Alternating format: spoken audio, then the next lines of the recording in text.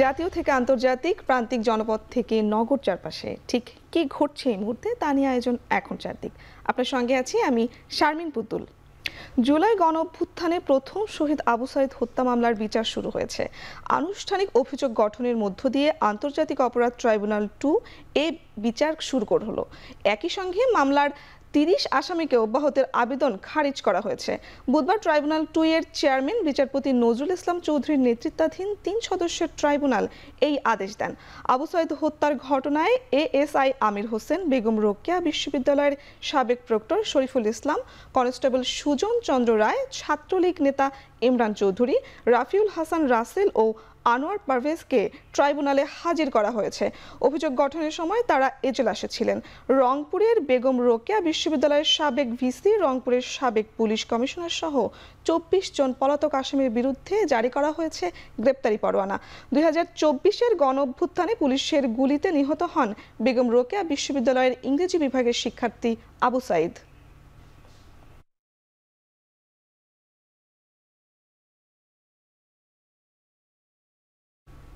জুলাই গণহত্যার মামলায় শেখ হাসিনা, আসাদুজ্জামান খান কামাল, সাবেক আইজিপি চৌধুরী আবদুল্লাহ আল মামুনের বিরুদ্ধে তৃতীয় দিনের সাক্ষ্য গ্রহণ চলছে।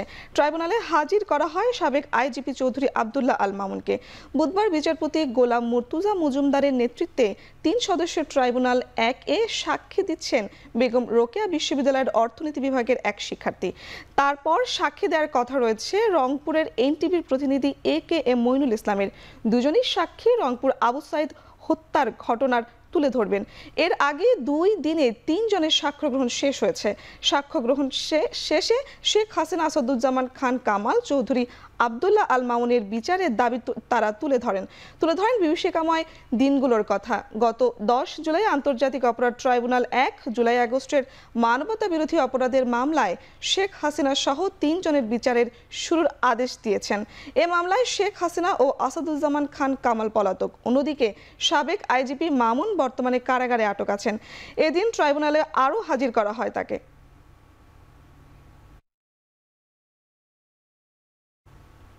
যাত্রাবাড়ী থানার পৃথক মামলায় সাবেক প্রতিমন্ত্রী জুনায়েদ আহমেদ পলক, সাবেক এমপি মনিরুল ইসলাম মনু, সাবেক ওসি আবুল হাসান ও পুলিশ কর্মকর্তা শহীদুলকে গ্রেফতার দেখিয়েছে আদালত।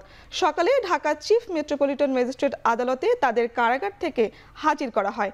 পরে তাদের এ মামলায় গ্রেফতার দেখানোর আবেদন করেন মামলার তদন্তকারী কর্মকর্তা। আদালত তা মঞ্জুর করেন। এর আগে তারা বিভিন্ন থানার একাধিক হত্যা মামলায় গ্রেফতার হয়ে তারা কারাগারে আছেন।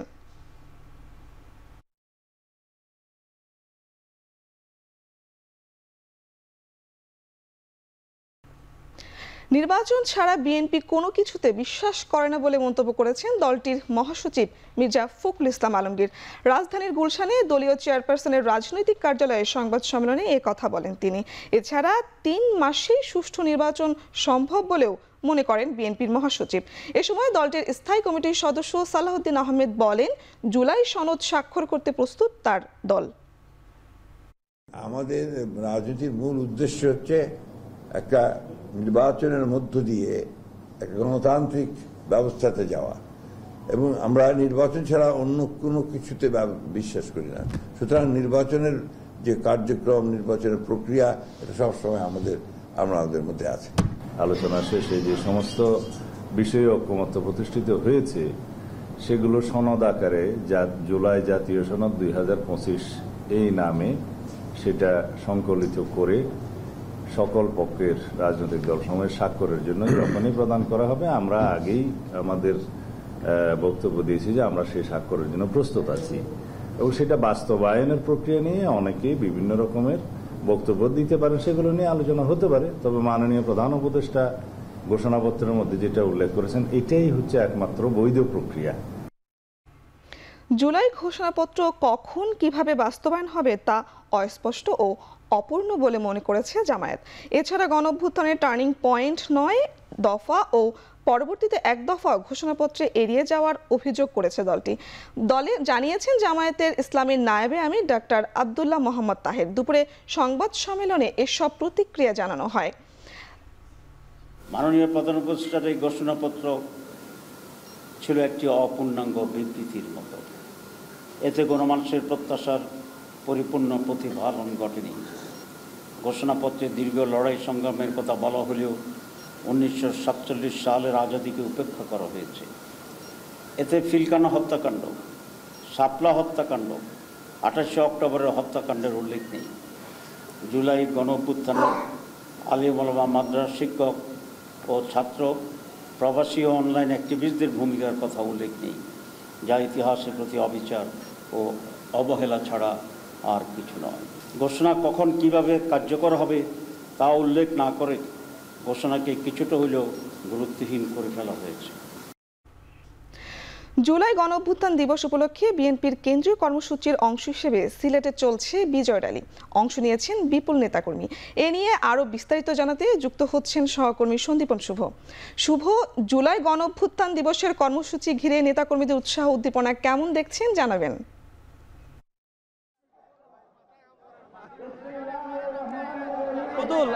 এই মুহূর্তে শ্রাবণের অঝোর ধারায় কিন্তু এখানকার নেতাকর্মীরা সবাই ভিজছেন, কিন্তু তাদের সেই বৃষ্টিতে ভেজাটা হচ্ছে সুখের বৃষ্টিতে ভেজা, এবং তারা কিন্তু এটিকে বেশ উপভোগ করছেন। তারা কিন্তু বৃষ্টি উপেক্ষা করে কিন্তু হাজার হাজার নেতাকর্মীরা এখানে চলে এসেছেন আজকের সেই বিজয় র্যালিটি উদযাপন করার জন্য। এবং বিজয় র্যালির পূর্ববর্তী যে সমাবেশ, সেই সমাবেশটি কিন্তু এই মুহূর্তে হচ্ছে এখানে, এবং সেই সমাবেশে বক্তব্য রাখছেন জাতীয় নেতা, বিএনপির স্থায়ী কমিটির সদস্য এবং সাবেক মন্ত্রী ডক্টর মঈন খান।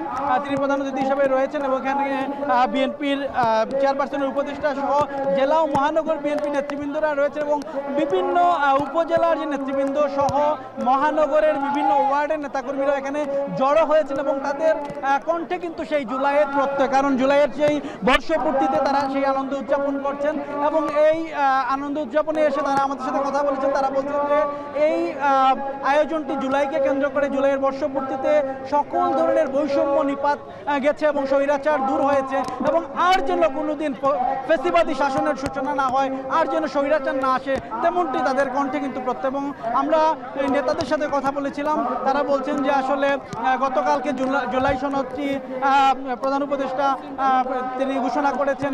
এর পাশাপাশি কিন্তু জাতির উদ্দেশ্যে ভাষণে প্রধান উপদেষ্টা বলেছেন যে ফেব্রুয়ারিতে নির্বাচন হবে, এবং এই ঘোষণার সাথে সাথে কিন্তু বিএনপি অনেকটা আত্মবিশ্বাসী, এবং তারা বলছেন যে অনেকটাই গণতান্ত্রিক যে পরিবেশ, সেই পরিবেশের শুভ সূচনা হয়েছে বলে তারা মন্তব্য করেছেন। এবং তারা বলছেন যে যদি নির্বাচনের প্রক্রিয়া যাওয়া যায়, সংস্কারের বড় সংস্কার হচ্ছে নির্বাচনের দিকে ধাবিত হওয়া, এবং সেটাই কিন্তু তারা চাচ্ছেন। এবং তারা বলছেন যত ধরনের অপশাসন দুঃশাসন ছিল গত 16 বা 17 বছরে, সেটি যেন আর না হয়, তেমনটি কিন্তু বিএনপির প্রত্যাশা।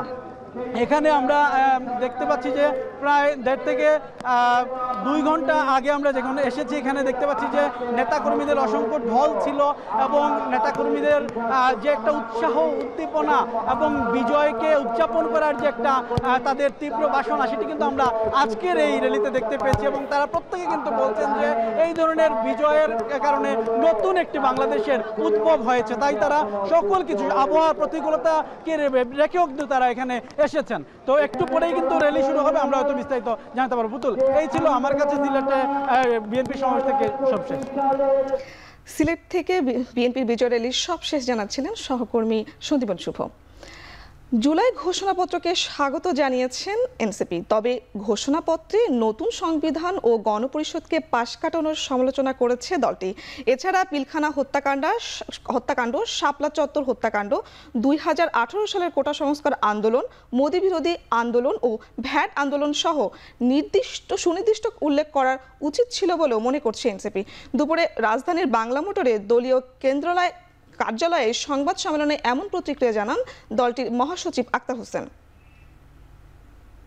বাংলাদেশের এই ভূখণ্ডের এবং একটা সার্বভৌম রাষ্ট্র পাওয়ার পেছনে 47, 71 এবং আমাদের 24-এর যে আন্দোলন, তার সকল কিছুর একটি সম্মিলন এই ঘোষণাপত্রকে আরো সমৃদ্ধ করতে পারত।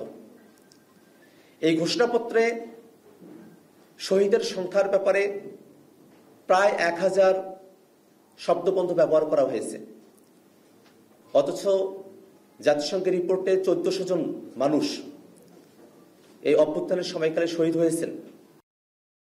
বিতর্কিত 3 জাতীয় সংসদ নির্বাচনে দায়িত্ব থাকা ম্যাজিস্ট্রেটদের তথ্য সংগ্রহ করেছে নির্বাচন commission. Police bureau of investigation PBI এই তথ্য চাইলে 2014, 18 ও 24 সালের ভোটের কাজে থাকা ম্যাজিস্ট্রেটদের বিষয়ে ইসি এই উদ্যোগ নেয়।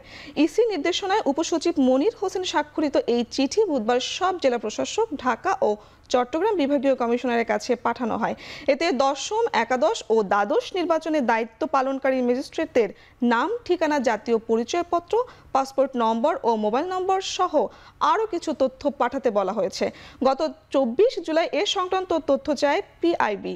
এর আগে 3 জুলাই বিগত 3 জাতীয় সংসদ নির্বাচনে দায়িত্ব পালনকারী রিটার্নিং অফিসার, প্রিজাইডিং অফিসার, সহকারী প্রিজাইডিং অফিসার এবং পোলিং অফিসারদের বিস্তারিত তথ্য নির্বাচন কমিশনের কাছে চেয়েছিল পিআইবি।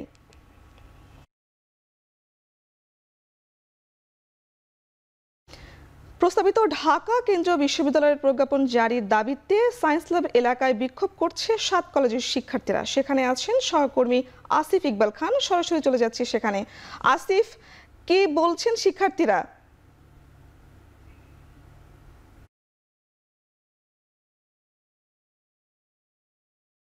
7 কলেজের শিক্ষার্থী যারা আছে আপনি জানেন, তারা কিন্তু এখন সায়েন্স ল্যাব মোড়ে অবস্থান কর্মসূচি পালন করছেন এবং এখানে কিছুক্ষণ পরে একটি সংবাদ সম্মেলন হওয়ার কথা রয়েছে।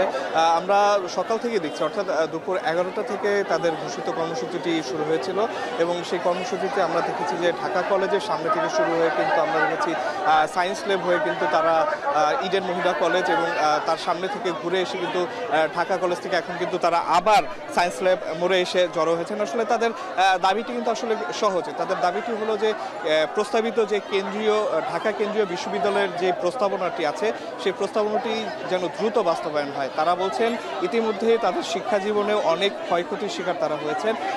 এই যে প্রস্তাবনাটা দিয়ে যে দীর্ঘসূত্রিতা চলছে এতে তারা কিন্তু আরও ক্ষতিগ্রস্ত হবে বলে তারা ধারণা করছে এবং সেই জন্য তারা বলছেন যে এই 7 কলেজ অর্থাৎ ঢাকা কলেজ, তিতুমির কলেজ, সরকারি বাংলা কলেজ, সরকারি সোহরাওয়ার্দী কলেজ এবং ইডেন কলেজ সহ যে 7টি কলেজ আছে তাদের সমন্বয়ে যে ঢাকা কেন্দ্রীয় বিশ্ববিদ্যালয়ের যে প্রস্তাবনাটি আছে সেটি তারা বলছেন যত দ্রুত সম্ভব বাস্তবায়ন করতে হবে এবং অতি দ্রুত এটির প্রজ্ঞাপনটি আসলে জারি করতে হবে, যার ফলে তারা আসলে তাদের যে শিক্ষা জীবনের যে বাকি সময়টা আছে তারা সঠিকভাবে যাতে করতে পারে।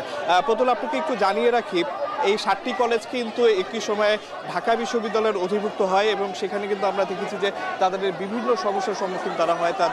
আমরা দেখেছি যে পরীক্ষার যে সময়টি সেই সময় নিয়ে কালক্ষেপণ হয়েছে, আমরা দেখেছি যে তাদের ভর্তি নিয়ে কালক্ষেপণ হয়েছে, অর্থাৎ তাদের শিক্ষা জীবন থেকে আমরা দেখেছি বড় একটি অংশ কিন্তু আসলে এই ঢাকা বিশ্ববিদ্যালয়ে অধিভুক্ত হয়ে কিন্তু আসলে নষ্ট হয়েছে। সেই অধিভুক্ত হওয়ার পরেই কিন্তু এই শিক্ষার্থীদের একটি দীর্ঘদিনের দাবি ছিল যে ঢাকা কেন্দ্রীয় বিশ্ববিদ্যালয়ে এখন যেটি প্রস্তাবনা করা হয়েছে এরকমই একটি আসলে 7টি কলেজের সমন্বয়ে একটি কেন্দ্রীয় বিশ্ববিদ্যালয়ের সেই প্রস্তাবনাটা আমরা এখন দেখছি যে সরকারের যে প্রস্তাবনা আছে সেখানে কিন্তু তারা ঢাকা কেন্দ্রীয় বিশ্ববিদ্যালয় নামে 7 কলেজের সমন্বয়ে একটি বিশ্ববিদ্যালয়ের কথা বলছে, কিন্তু শিক্ষার্থীরা বলছে ইতিমধ্যে আসলে অনেকটা দেরি হয়ে গেছে। তারা বলছে যে তাদের শিক্ষা জীবনের কিন্তু অনেকটাই ক্ষতি হয়ে গেছে। তারা তাই বলছে যে প্রস্তাবনাটি আছে সেটি যেন ফাইল থেকে বের হয়ে তাড়াতাড়ি কিন্তু বাস্তবায়ন হয়, সেই দাবিটি তারা করছে যাতে দ্রুত এই প্রস্তাবিত ঢাকা কেন্দ্রীয় বিশ্ববিদ্যালয়ের প্রস্তাবনাটি বাস্তবায়ন করা হয়। এই দাবিতে আসলে তারা এই সায়েন্স ল্যাব এবং এই আশেপাশের এলাকায় এই অবস্থান কর্মসূচি এবং বিক্ষোভ মিছিলটি করছে। তো এই ছিল আমার কাছে সর্বশেষ। পুতুল। সায়েন্স ল্যাব থেকে যুক্ত ছিলেন সহকর্মী আসিফ ইকবাল খান। নোয়াখালীর বেগমগঞ্জের একটি মাইক্রোবাস খালে পড়ে 3 শিশু সহ একই পরিবারের 7 জন নিহত হয়েছে। বুধবার ভোরে চন্দ্রগঞ্জ বাজার এলাকায় এই দুর্ঘটনা ঘটে। ফায়ার সার্ভিস জানায় নিহতদের বাড়ি লক্ষ্মীপুর সদর উপজেলার উত্তর জয়পুর ইউনিয়নের চৌপল্লী এলাকায়। রাজধানীর শাহজালাল আন্তর্জাতিক বিমানবন্দর থেকে স্বজনকে বরণ করে লক্ষ্মীপুরে ফিরছিলেন তারা। পরে মাইক্রোবাসটি নোয়াখালীর বেগমগঞ্জের চন্দ্রগঞ্জ বাজারে পৌঁছালে নিয়ন্ত্রণ হারিয়ে খালে পড়ে যায়। এ সময় বেশ কয়েকজন বের হতে পারলেও বাকিরা আটকা পড়ে মাইক্রোবাসের মধ্যে। পরে তাদেরকে উদ্ধার করে স্থানীয় বিভিন্ন হাসপাতালে নিয়ে যায় স্থানীয়রা। চালক ঘুমিয়ে পড়ায় গাড়িটি নিয়ন্ত্রণ হারিয়ে খালে পড়েছে বলে প্রাথমিকভাবে ধারণা পুলিশের।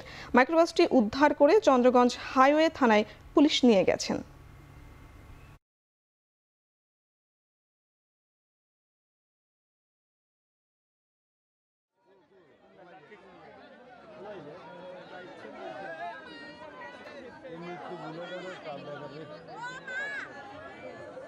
না, দুনিয়াটা আর অল্প কত লাগবে চলে যাই এই কথা কই বাংলা বাজার পার হয়ে চন্দ্রগঞ্জ হুপ বাজারের পাশে আইয়ে গাড়ি দিছে মারি রাস্তার দুই পাশে তো উত্তরময় ওই ঘুমের লগে দিয়ে ঝোঁক দিয়ে উড়ে মানে গাড়ি জানে কাট দিছে কাটের লগে দিয়ে খালের দিকে নামে গেছে গাড়ি। তার ঘুমের ঝোঁক শেষ হয় নাই, ঘুমাইতে আছে সে। এখানে যখন ঘুম থেকে হাল দিয়ে উঠছে, উঠা উনি উত্তর পাশে গাড়ি কাটে নিয়ে খালে পড়ে গেছে। গাড়ি ডাইরেক্ট খালের ভিতরে পড়ছে ভাই। ও ভাই কি করতে। দুর্নীতির অভিযোগ তদন্তে ফেনী পানি উন্নয়ন বোর্ডের অভিযান চালিয়েছে দুর্নীতি দমন কমিশন। সকালে পানি উন্নয়ন বোর্ডের কার্যালয়ে অভিযান পরিচালনা করেন সংস্থার এক সহকারী পরিচালক সহ 3 সদস্যের দল। সম্প্রতি বন্যায় মুহুরী নদী ভেঙে যাওয়ার বাঁধের কাজে অনিয়ম, দুর্নীতির অভিযোগে বিভিন্ন কাগজপত্র ও নথি দেখে দুদক। এরপর ফুলগাজী ও পরশুরামের বাঁধের ভাঙার স্থান পরিদর্শন করেন তারা। পরে 48 ঘন্টার মধ্যে আনুষ্ঠানিক রিপোর্ট পেশ করবে জানায় দুদক।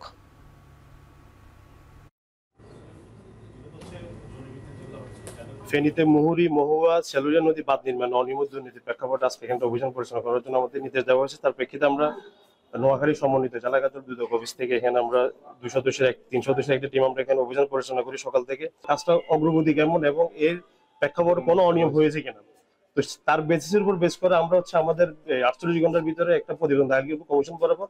তার প্রেক্ষাপটে কমিশন পরবর্তী ব্যবস্থা গ্রহণ করবে। আজ স্বাগতিক লাওসের বিপক্ষে এশিয়ান কাপে বাছাইয়ে মাঠে নামবে বাংলাদেশ নারী অনূর্ধ্ব টি20 দল। ম্যাচটি অনুষ্ঠিত হবে বাংলাদেশ সময় সন্ধ্যা 6:30টায়। বয়সভিত্তিক এই টুর্নামেন্টের বাছাই পর্বে এইচ গ্রুপে আছে বাংলাদেশের মেয়েরা। দ্বিতীয় ম্যাচে বাংলাদেশের মুখোমুখি হবে পূর্ব তিমুরের বিপক্ষে। গ্রুপের শেষ ম্যাচে বাংলাদেশের প্রতিপক্ষ শক্তিশালী দক্ষিণ কোরিয়া। স্বাগতিকদের বিপক্ষে মাঠে নামার আগে টানা তৃতীয় দিন নিজেদের অনুশীলন শেষ করছে আফিদারা। প্রথম ম্যাচের আগে অফিসিয়াল প্রেস কনফারেন্সে এসে নিজেদের লক্ষ্য ও উদ্দেশ্যের কথা জানিয়েছে কোচ ও অধিনায়ক। I think the most important thing is we know we're streets behind Korea in terms of actual, their professionalism and their organisation, and you can go on and on investment, etc., and the quality of their players. We've achieved 1 goal by qualifying for the Asian Cup senior nationals in next March, but obviously this is a very, very important competition to us in terms of seeing where we are in terms of our development at under 20 level. আমরা এখানে এসেছি FC cup qualify করার জন্য, তো আমরা আমাদের সর্বোচ্চ চেষ্টা করব আমরা যেন ভালো খেলতে পারি প্রত্যেকটা ম্যাচে। ভুটান নারী ফুটবল লিগে বাংলাদেশের নারী ফুটবলারদের দাপট চলছে। মঙ্গলবার food selling heroes women's football ক্লাবকে 12-0 গোলে হারিয়েছে ট্রান্সপোর্ট ইউনাইটেড। বাংলাদেশ জাতীয় ফুটবল দলের সিনিয়র ফুটবলার কৃষ্ণা রানী সরকার একাই করেছেন 5 গোল। প্রথমার্ধেই তিনি হ্যাট্রিক পূর্ণ করেন, দ্বিতীয়ার্ধে করেন আরও 2 গোল। 12 গোলের মধ্যে কৃষ্ণা 5 গোল করায় ম্যাচ সেরা হন। ভুটান নারী লিগে এটি কৃষ্ণার দ্বিতীয় ম্যাচ সেরার স্বীকৃতি।